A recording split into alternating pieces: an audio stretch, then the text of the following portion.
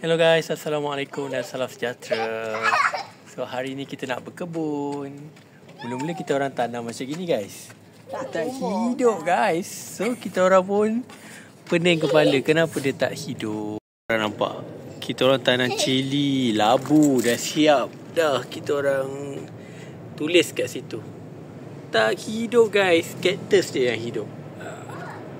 So hari ni pun kita orang telah membeli tanah dan membeli pokok-pokok di sana.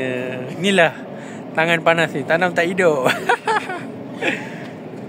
Iman hari ni tolong papa tanam pokok. Tanam pokok kak? Jom kita tanam pokok. Pokok yang kita nak tanam adalah pokok 10 pagi. Yang kita perkenalkan pokok kat korang. Okay, pokok-pokok yang kita nak tanam adalah pokok-pokok ni pokok kembang pukul 10 pagi je ada bunga. Tadi cantik. Tak, 10 pagi tu morning glory. Ni apa?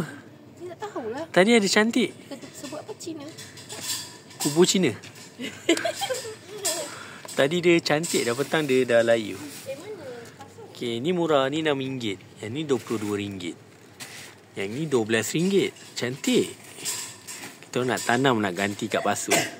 Biasalah, kita ada pandan. Nanti nak masak senang. Kunyit ni RM12. Wow, cili. Hari tu mak nak bagi tapi dah mati kat kampung. So kita belilah. Ini adalah pokok apa? Limau purut. Hybrid. Pokok cili ya. Pokok cili berwarna-warni. Harap-harap dia hidup. Nak kena beli pokok ni. Okay. Ya? Cik macam mana cik nak buat ni? Buka tanah apa? Cepat. Pak saya kena buat kat tanah guys. Si kecil dah dapat kasut. Dia dah dapat kaki. Dia dah boleh berjalan guys. So tugas kita adalah nak mencampurkan tanah-tanah ni. Jom kita campurkan. Kalau mengikut kedai tadi, kalau dia tak scam kita lah, tanah ni terbahagi kepada this one is tanah hitam organik. Tanah ni akan campur dengan tanah merah. Nisbah dia satu kampit ni 28 liter ni campur dengan 2 kilo kot. 1-2. So kita akan tanam. Let's go. Tanam dah berebut kerusi. Abah. Berebut, jangan berebut. Kongsi. Okay, budak-budak dah baik. Kongsi kerusi, bagus. Adik nak tanam apa? Kakak nak tanam apa?